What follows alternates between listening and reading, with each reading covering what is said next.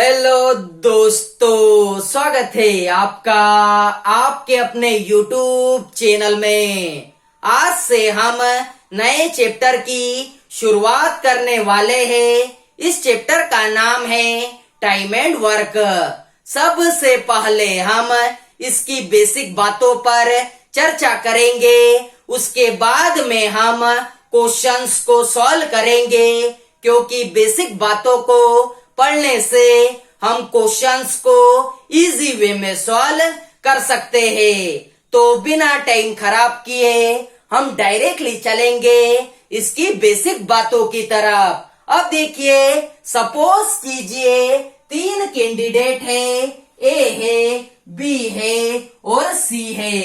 अब देखिए, सबसे पहले समय को लिखा जाता है। क्या कहा मैंने? सबसे पहले समय को लिखा जाता है। समय आपको या तो दिन में देगा, या तो घंटों में देगा, या फिर मिनट में देगा।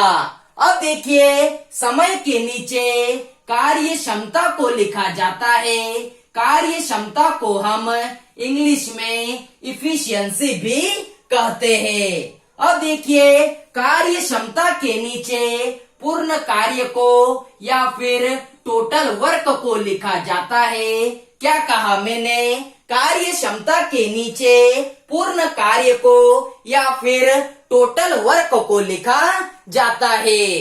अब देखिए, 2 बातें बहुत इम्पोर्टेंट हैं। ये 2 बातें आपको पता होना चाहिए। इसके बिना आप क्वेश्चंस को सॉल्व नहीं कर पाओगे। अब देखिए, समय और कार्य क्षमता एक दूसरे के मल्टीपल होते हैं। अर्थात कहने का मतलब है, समय जब कार्य क्षमता के साथ में गुना करेगा तो क्या निकल कर आएगा?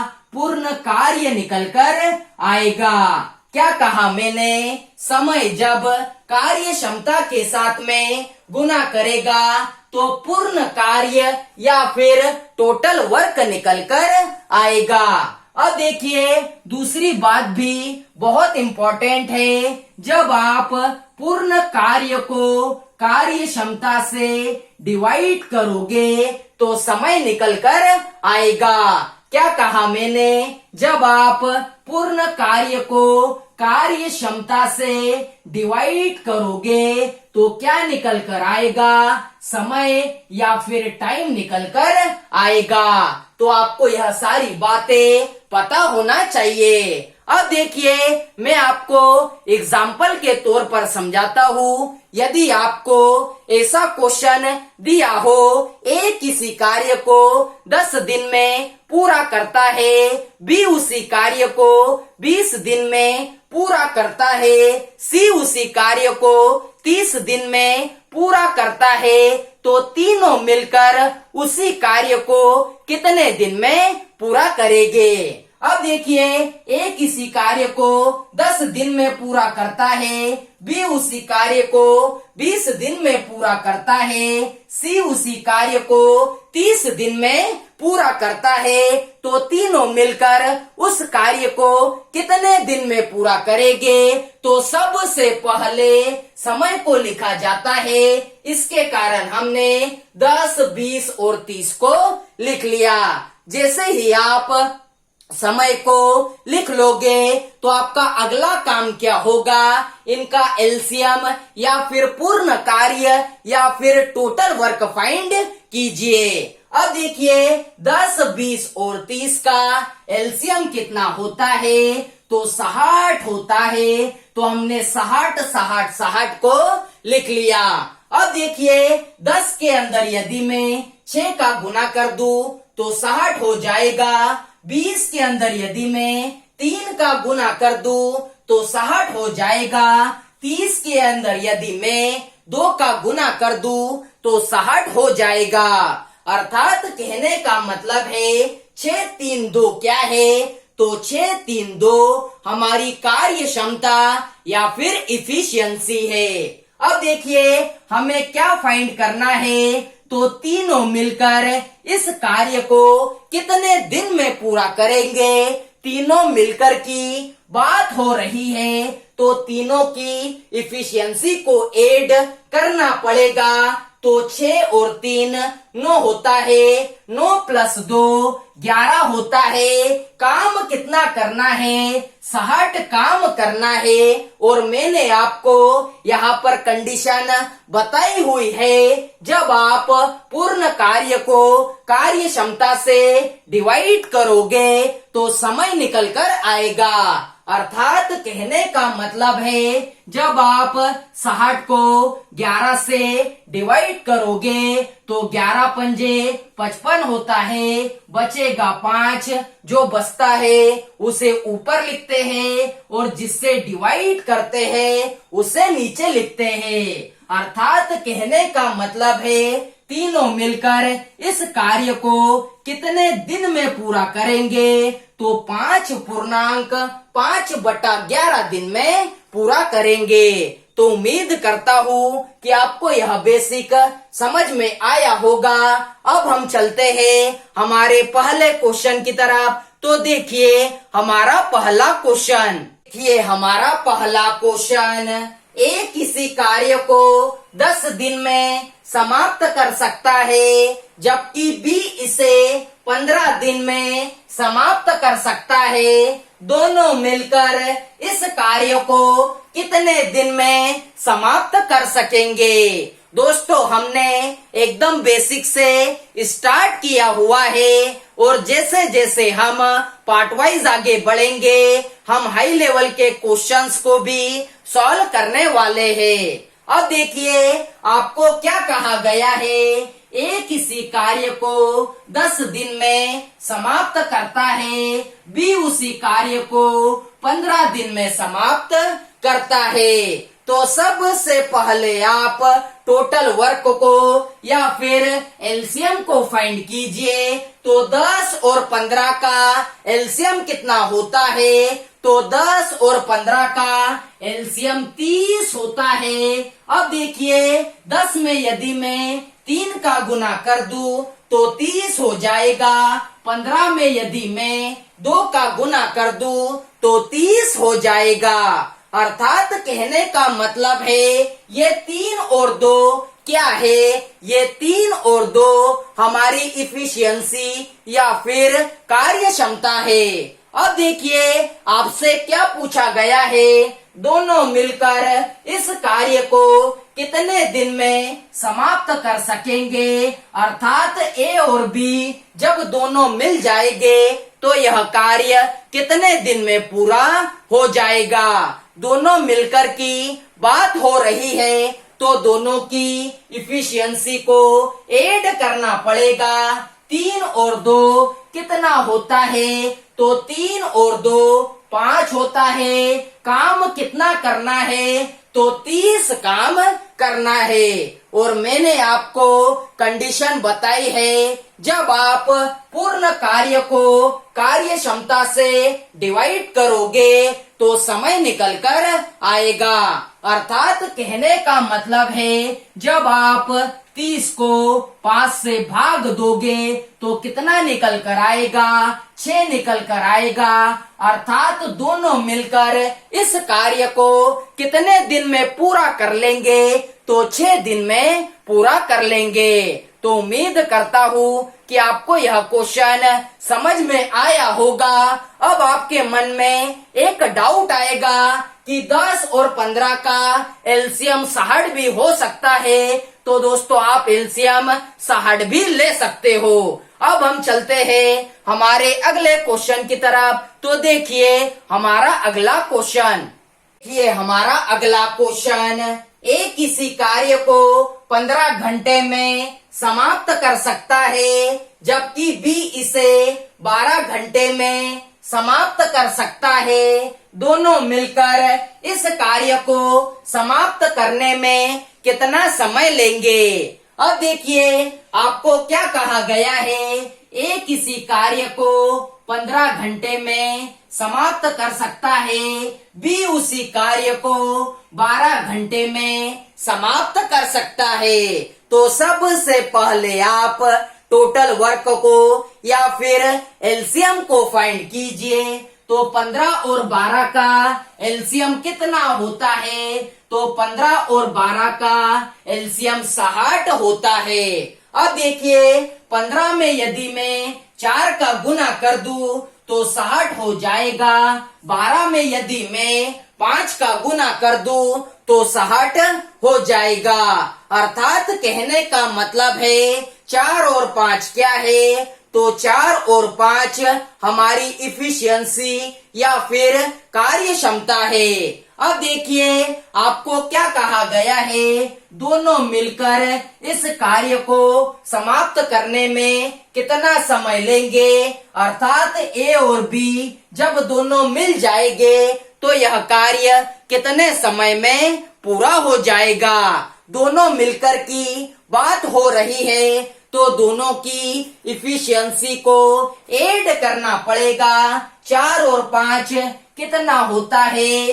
9 होता है। और काम कितना करना है? तो 60 काम करना है। और मैंने आपको कंडीशन बताई है, जब हम पूर्ण कार्य को कार्य क्षमता से भाग देते हैं तो समय निकल कर आता है। अर्थात जब हम 60 को 9 से भाग देंगे तो क्या निकल कर आएगा? 3 से काट लेते हैं, 3 दूना 6 और ये 0, 3 तिया 9 होता है। तो 20/3 को हम 6.2/3 घंटा भी लिख सकते हैं। लेकिन आपको यदि इस 2/3 घंटे को मिनट में चेंज करना हो तो आप यहाँ पर 60 का इंटू कर देना। अब देखिए 3 एकम 3, यहाँ पर 3 दूना 6 और ये 0, अर्थात 6 घंटा 40 मिनट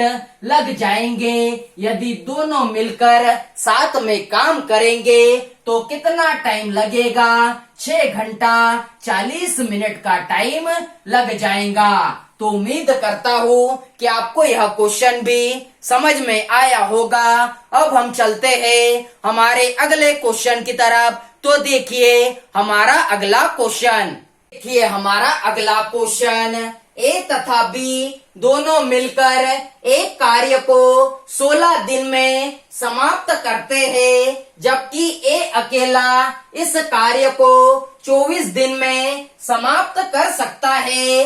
बी अकेला इस कार्य को कितने दिन में पूरा कर पाएगा? अब देखिए आपको क्या कहा गया है, ए तथा बी दोनों मिलकर एक कार्य को 16 दिन में समाप्त करते हैं, जबकि ए अकेला इस कार्य को 24 दिन में समाप्त कर सकता है।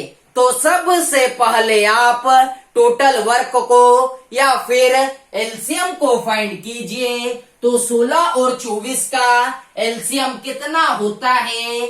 तो 16 और 24 का एलसीएम 48 होता है।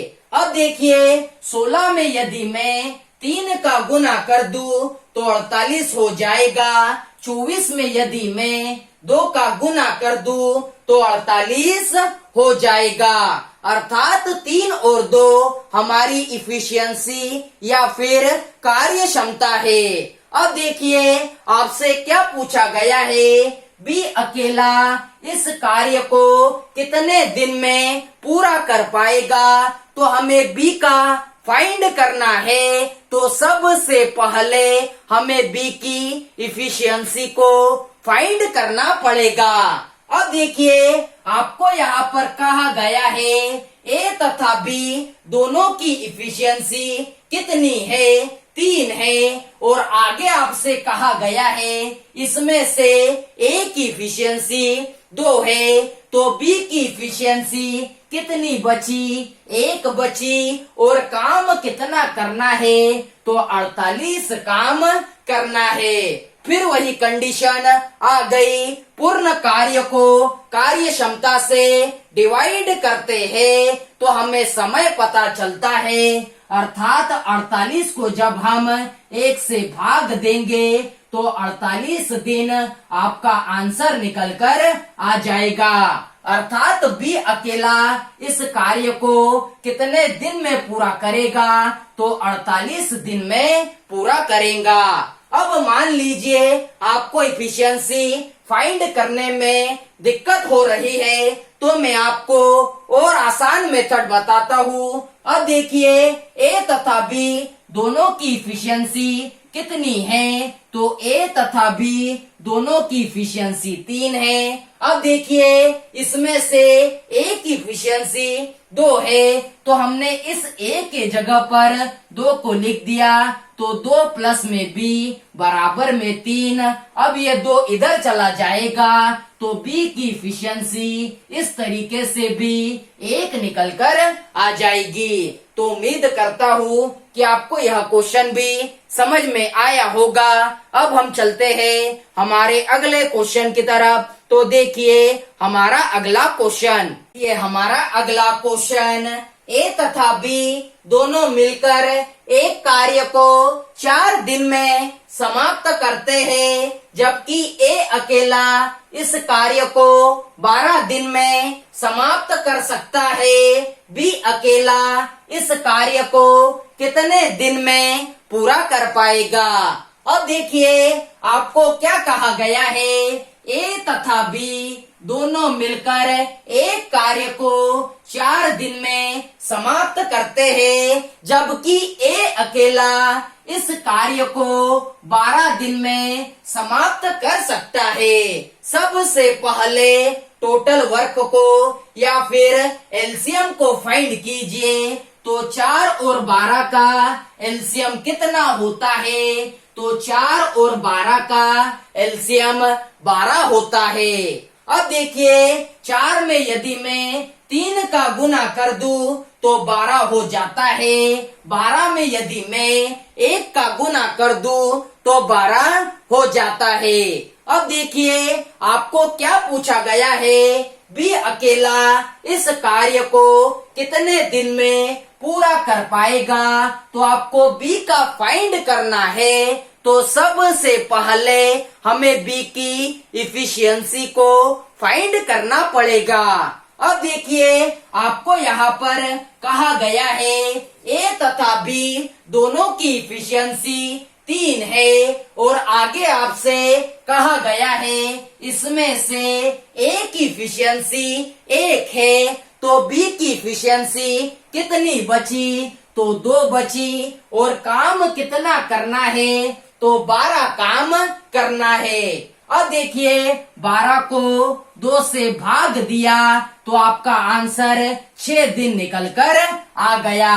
अर्थात बी अकेला इस कार्य को कितने दिन में पूरा कर पाएगा, तो 6 दिन में पूरा कर पाएगा। अब हम चलते हैं हमारे अगले क्वेश्चन की तरफ। तो देखिए हमारा अगला क्वेश्चन, ये हमारा अगला क्वेश्चन, एक व्यक्ति एक कार्य को 5 दिन में समाप्त कर सकता है। अपने पुत्र के साथ मिलकर वह इस कार्य को 3 दिन में समाप्त कर सकता है। उसका पुत्र अकेला इस कार्य को कितने दिन में समाप्त कर सकेगा। अब देखिए आपको क्या कहा गया है, एक व्यक्ति एक कार्य को 5 दिन में समाप्त कर सकता है। तो व्यक्ति को हमने V से डिनोट किया। व्यक्ति एक कार्य को 5 दिन में समाप्त कर सकता है। अब देखिए अपने पुत्र के साथ मिलकर वह इस कार्य को 3 दिन में समाप्त कर सकता है। अर्थात व्यक्ति और पुत्र जब दोनों मिल जाते हैं तो कार्य 3 दिन में समाप्त हो जाता है।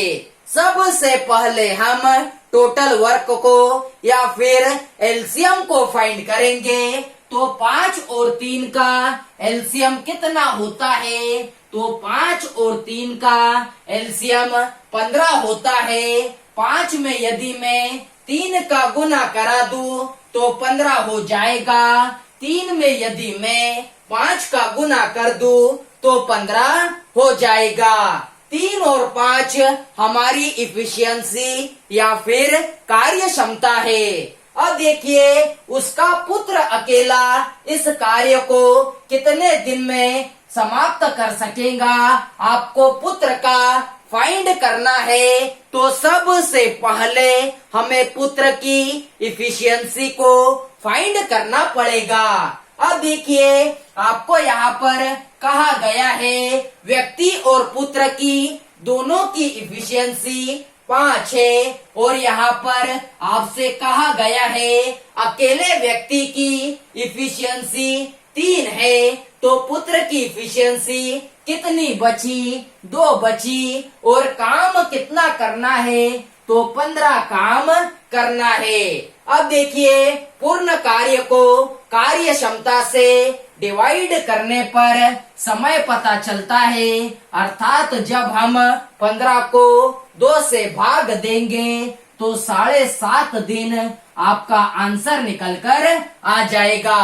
अर्थात उसका पुत्र अकेला इस कार्य को पूरा करने में कितने दिन लेगा? तो 7.5 दिन लेगा। तो उम्मीद करता हूँ कि आपको आज के सारे क्वेश्चन समझ में आए होंगे। यदि आप लोगों को हमारा यह वीडियो अच्छा लगा हो तो वीडियो को ज्यादा से ज्यादा लाइक कीजिए, शेयर कीजिए, सब्सक्राइब कीजिए और बेल आइकन को जरूर दबाएं, जिससे कि हमारे आने वाले वीडियोस आपको प्रॉपर वे में मिल सके। जय हिंद।